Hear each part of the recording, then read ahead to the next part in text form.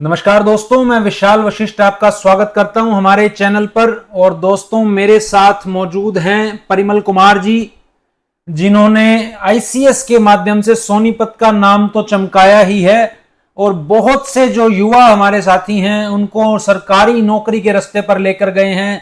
सही मार्गदर्शन इन्होंने किया है।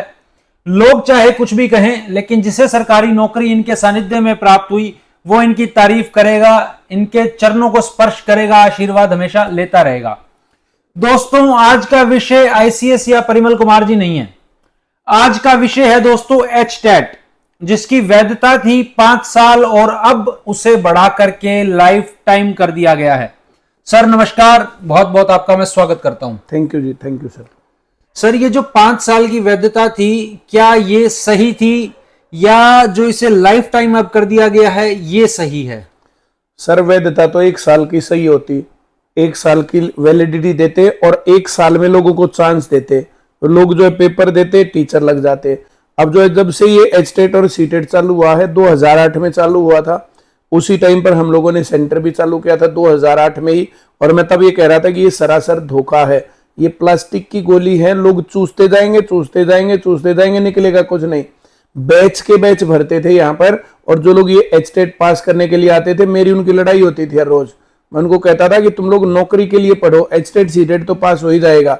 एचटेट सीटेट छोटी चीज है, बड़ी चीज है नौकरी। अब दुर्भाग्य क्या हुआ बच्चों का कि एचटेट और पहले स्टेट था, 3 बार स्टेट हुआ हरियाणा में, और लगातार बच्चे एचटेट और सीटेट और ये सब चीजें तो करते गए, लेकिन चांस नहीं मिला सरकारी नौकरी में बैठने का। दिक्कत वो हुई, 1 साल वैलिडिटी रखते, 1 साल में ही चांस देते, कितना बढ़िया रहता। अब नहीं दिया चांस, तो ये वैलिडिटी जो है लाइफ टाइम कर दी। ये बहुत अच्छी बात है, स्वागत योग्य बात है जी सर। अब सर, इसके अंदर जो एक डाउट स्टूडेंट्स की तरफ से आ रहा है, एक व्यक्ति ने 2010 में मान लीजिए एग्जाम दिया, क्लियर हो जाता है 5 साल की वैलिडिटी के साथ। अब यही एग्जांपल 2015 पे भी ले सकते हैं, 20 पे भी ले सकते हैं। अब किसी का 5 साल जो है वो 2023 में खत्म हो गए उसकी वैलिडिटी के। अब 2024 में जो है आज की डेट से इसे लाइफ टाइम वैलिड कर दिया है।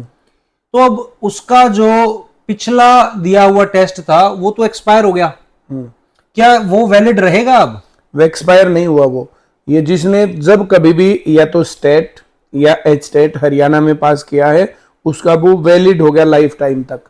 पहले वाला कोई जो है पेपर उसने दिया और उसका जो है वो पास था, बाद में वैलिडिटी खत्म हो गई, उसके बाद उन्होंने कोशिश की और एचटेट पास नहीं हो पाया, तो भी उसका पहले वाला वैलिड माना जाएगा।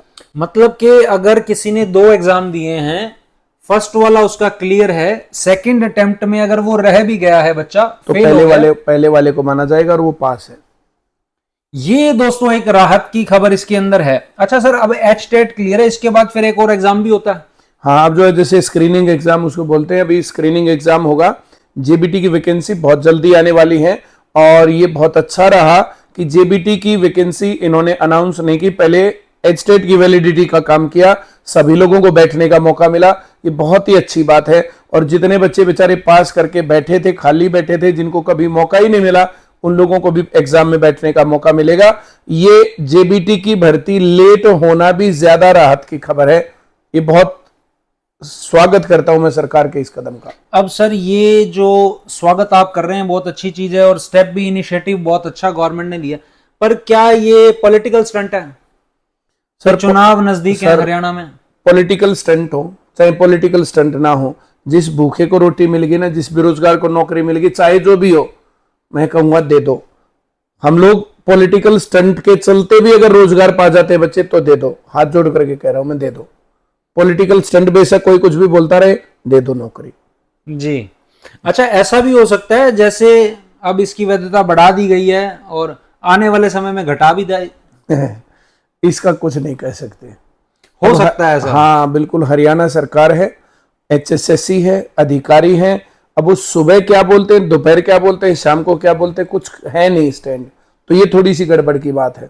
ये तो हरियाणा सरकार, हरियाणा मंत्री और जितने भी लोग हैं, जहां तक मैं समझता हूं, पता नहीं किस प्रकार से काम करते हैं। सुबह कुछ बोलते हैं, दोपहर कुछ बोलते हैं, शाम को कुछ बोलते हैं, अगले दिन सुबह फिर कुछ बोलते हैं। तो ये तो कुछ कह नहीं सकते कि ये घटा देंगे या नहीं घटा देंगे, लेकिन चांस मिल गया है। अगर मौका लगे ना तो अच्छे से पढ़ लो, बढ़िया तरीके से एक मौका मिला है, इसको भुना लो। आगे कम होगा, ज्यादा होगा, वैलिड रहेगा, नहीं रहेगा, क्या करेंगे, कुछ कह नहीं सकते हैं।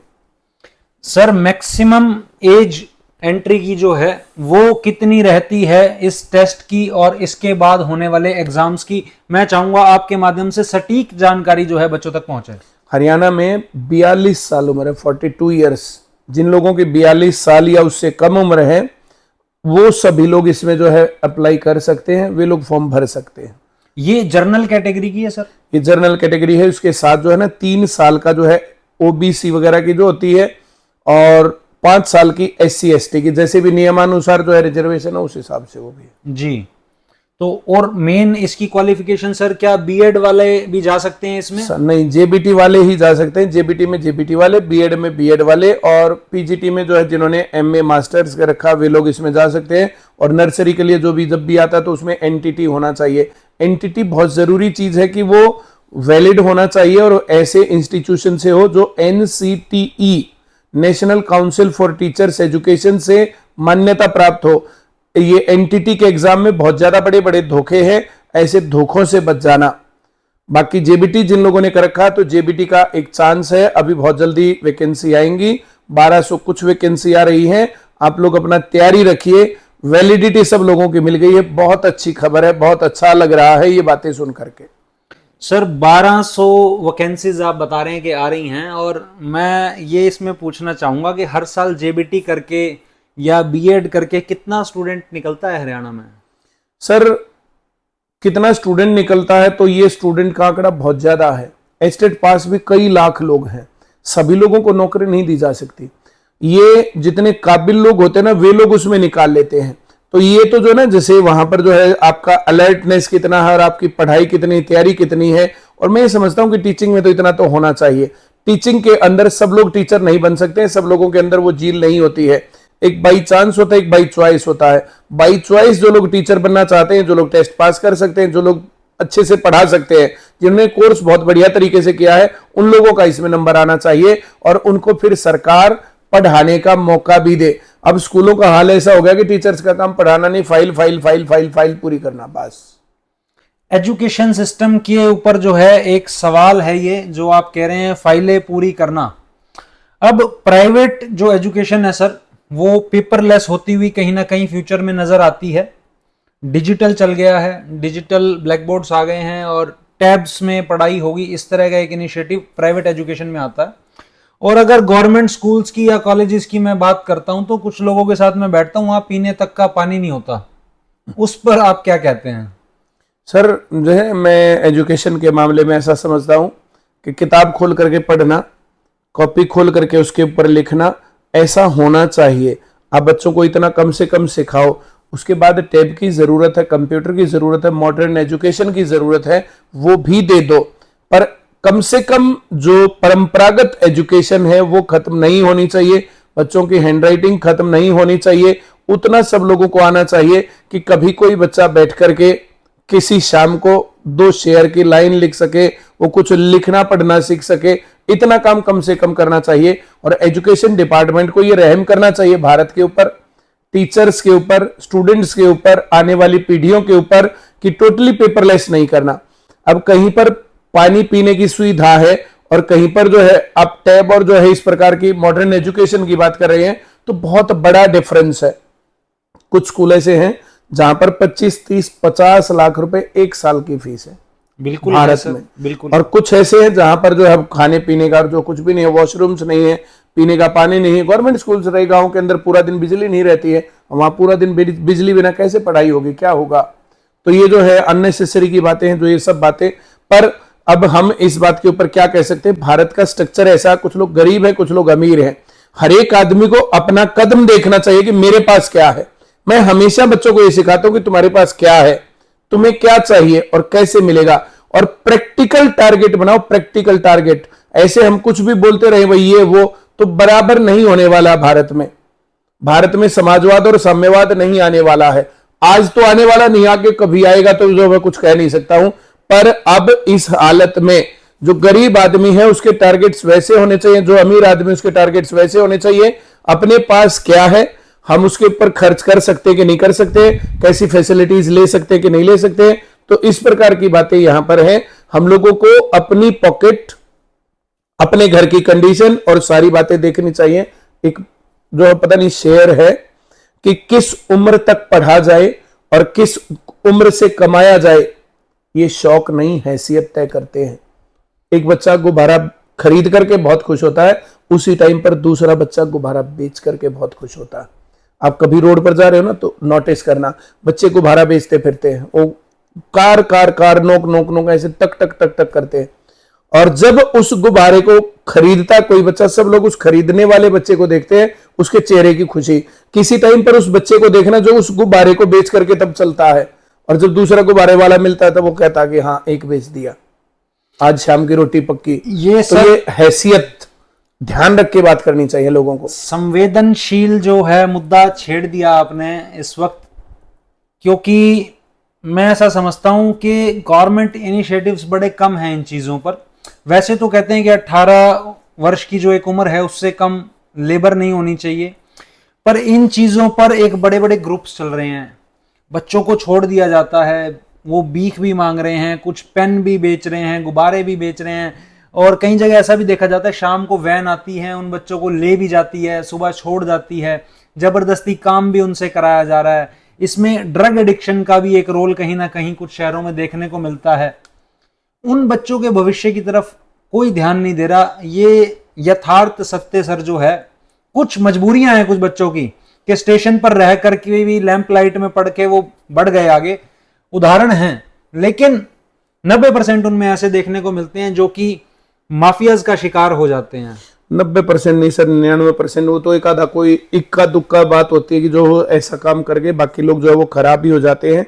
पर हम लोग जो है ना ऐसी बातों पर कमेंट करने से बचे तो ज्यादा बेटर है।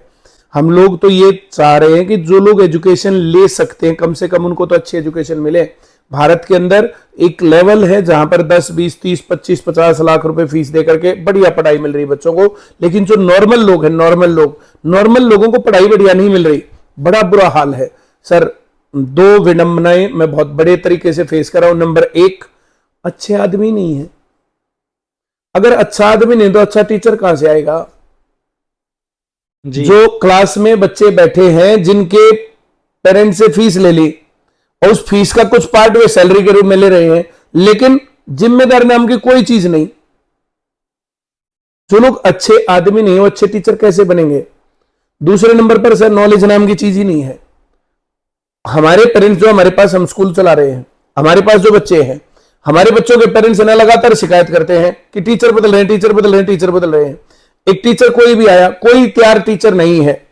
मैं तो आपके चैनल के माध्यम से कह रहा हूं, अगर किसी के पास ज्ञान है तो हम लाखों रुपए में भी सैलरी देने को तैयार हैं, लेकिन नॉलेज तो हो। जब नॉलेज नहीं तब क्या करें? दिक्कत क्या है, लोग क्या सोचते हैं कि आगे मुझे राष्ट्रपति बना दो बस। आपकी लायकियत क्या, लायकियत मत पूछो, आप काम के ये भी नहीं पूछना।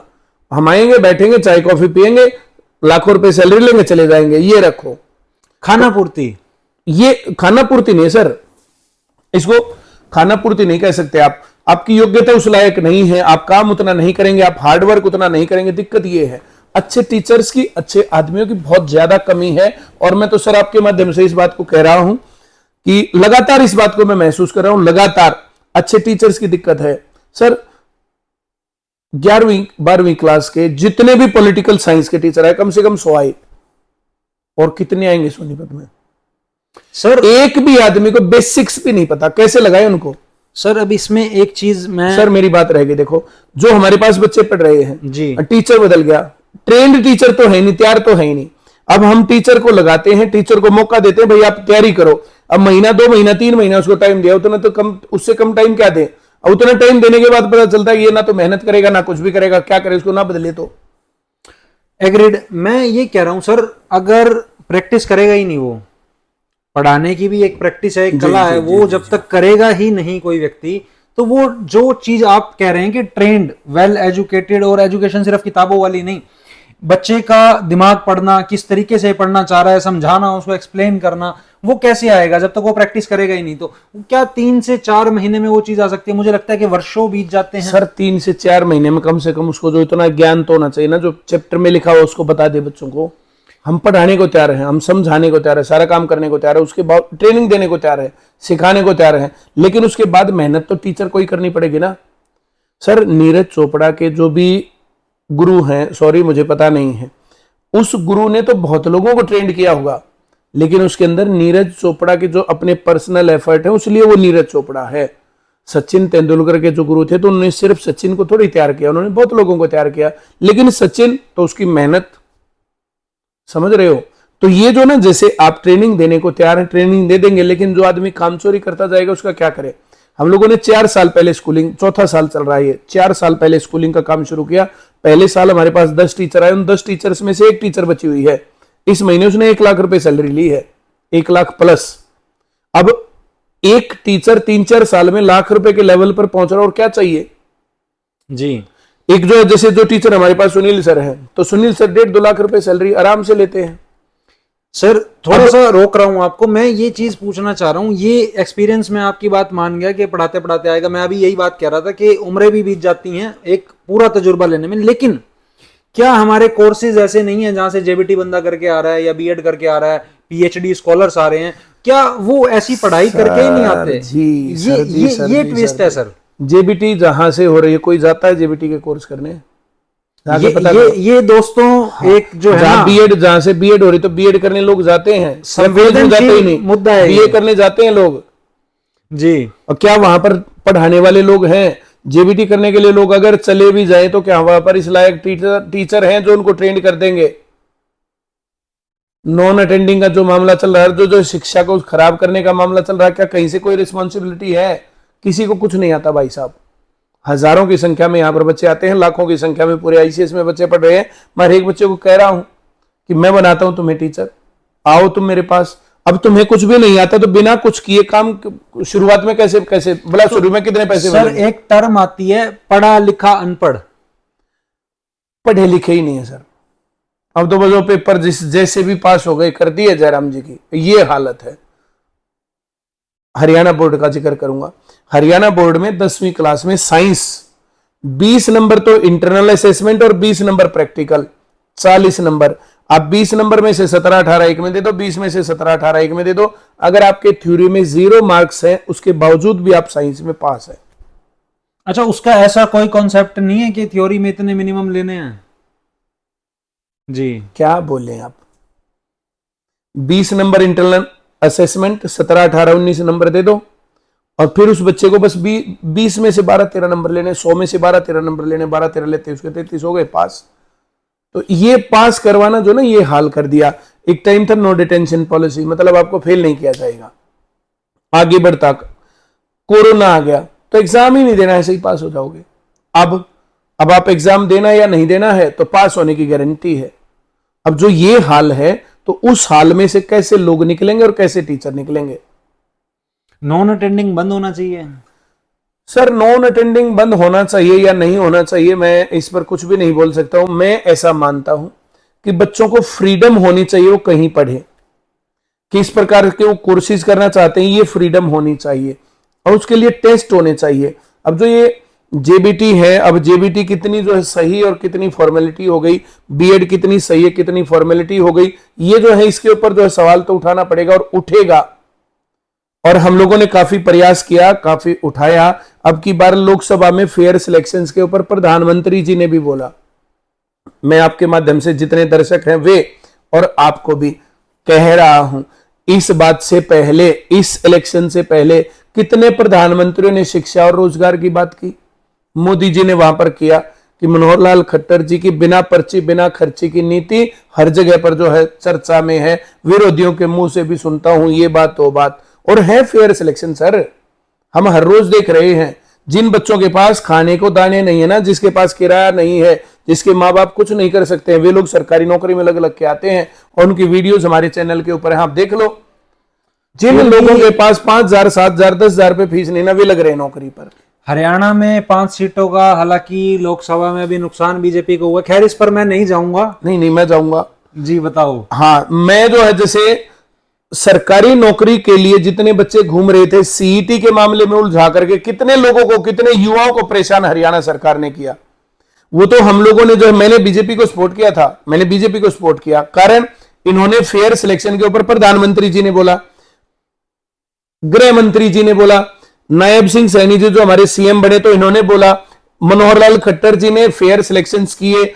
इस कारण से कितने बच्चे पढ़ने आ गए, चाहे वे कोचिंग सेंटर में ही पढ़ रहे हैं, लेकिन पढ़ तो रहे हैं, वे ज्ञान तो ले रहे हैं। आज जो बच्चे हरियाणा सरकार में पहुंचे ना, वे सभी लोग पढ़े लिखे लोग हैं। आज के ग्रुप डी के पास ज्ञान इतना है, जो पहले लिखे पढ़े लिखे, पहले वाले जो अफसर है, मैं इसको बड़े फक्र से कह सकता हूं, ये 5-7 साल का जो प्रयास था, हम लोगों ने खूब कोशिश की और सरकार के साथ मिलजुल करके हमने खूब सारी बातचीत भी की। मैं बिल्कुल भी पॉलिटिक्स नहीं करता, ना मैं पॉलिटिकल हूं, और मेरा पॉलिटिकल किसी भी पार्टी से कोई लेना देना नहीं है, लेकिन बीजेपी की मैं फेयर सिलेक्शन वाली नीति से 100% सहमत हूं और ऐसा काम होना चाहिए, इसलिए मैंने उनको सपोर्ट भी किया। लेकिन बीजेपी ने यह बिल्कुल गलत किया था। जो सीईटी का मसला है, सीईटी को क्वालिफाइंग करके उसको सही काम करना चाहिए था, ऐसा उलझा के रख दिया।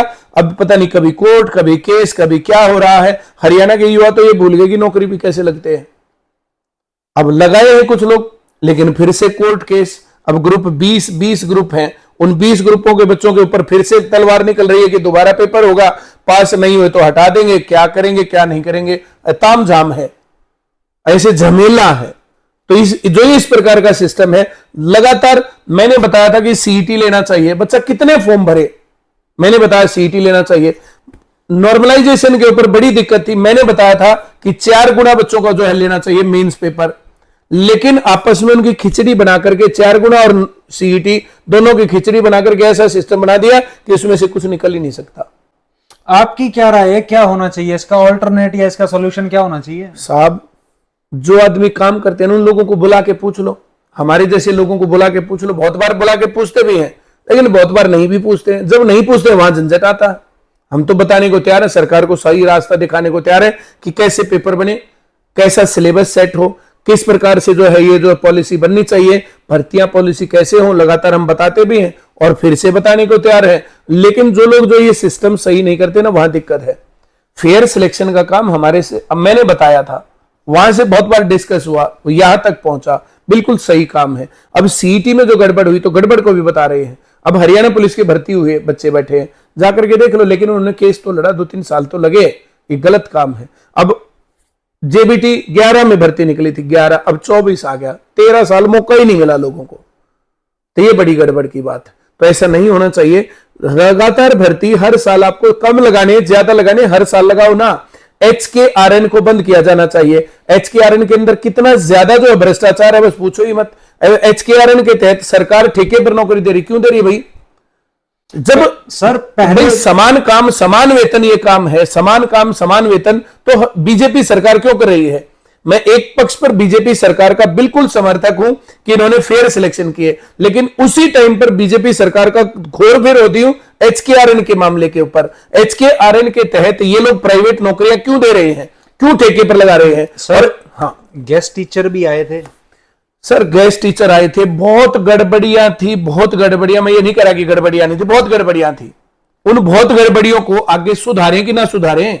सर गेस्ट को पक्का भी करा गया था, ऐसा भी आया बीच में। भाई साहब, अब किसी भी क्राइटेरिया को रखे बिना HKRN में लगाते हैं। गेस्ट टीचर्स लगाए थे, जिनके पास योग्यता नहीं है, जो लोग टेस्ट पास नहीं कर सकते हैं, उन लोगों को लगाना, और जो टेस्ट पास कर सकते हैं वे बाहर रह जाना, तो ये तो गलत है ना। तो ये काम गलत है। मैं गेस्ट टीचर्स लगाने के ही खिलाफ हूं।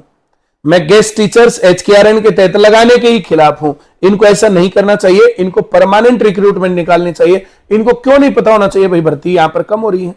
और ये सीईटी का मामला कितना बढ़िया है, सीईटी पास करवा के रखो, जब लगाने हैं एक और मेंस पेपर लिया, 1 महीने के अंदर जाकर के ज्वाइनिंग दे दो, कहां दिक्कत है जी।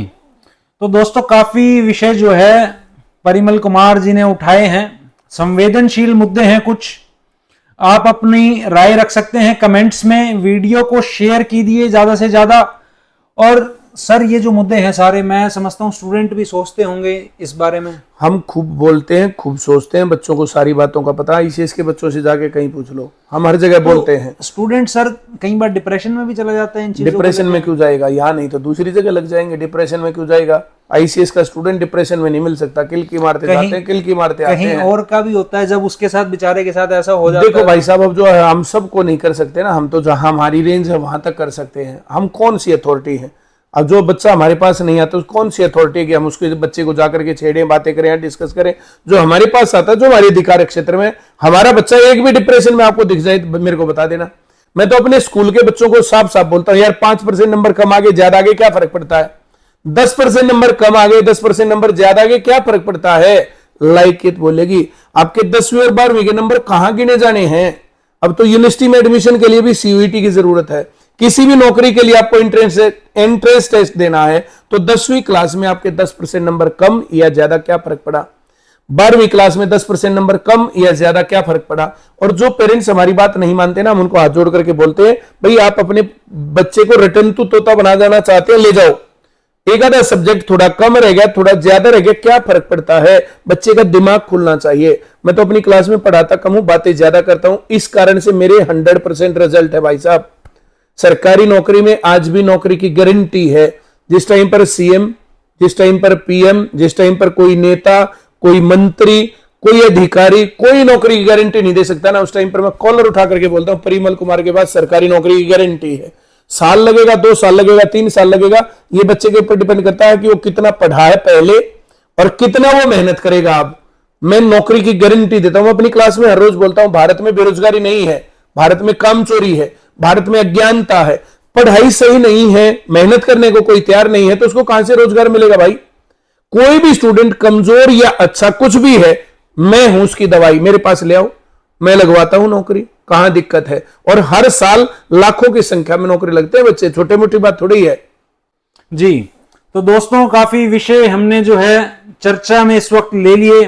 बहरहाल मुद्दा यह था कि एचटेट की जो वैधता है वो लाइफ टाइम कर दी गई है और स्टूडेंट्स के लिए जो है ये खुशी की खबर है और परिमल जी भी इस चीज का स्वागत करते हैं। तो दोस्तों, तैयारी कीजिए, नौकरी लगिए और जो एक बात सर कह रहे हैं कि अपने आप को इतना काबिल बना लीजिए कि जिसको आप पढ़ा रहे हैं वो भी काबिल बने। जल्द मिलेगा विशाल वशिष्ठ आपसे अगली वीडियो में, तब तक के लिए धन्यवाद। नमस्कार।